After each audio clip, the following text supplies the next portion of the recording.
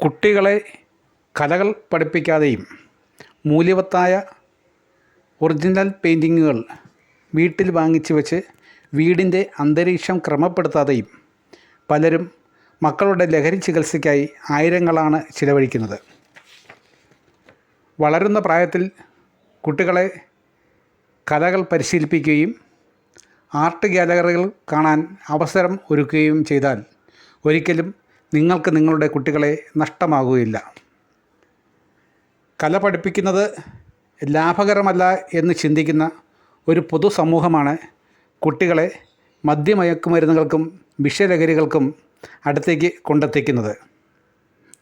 കലകളെ ചേർത്ത് നിർത്തുകയാണ് സാമൂഹ്യ വിപുലീകരണത്തിൻ്റെ ലളിതമായ തന്ത്രം.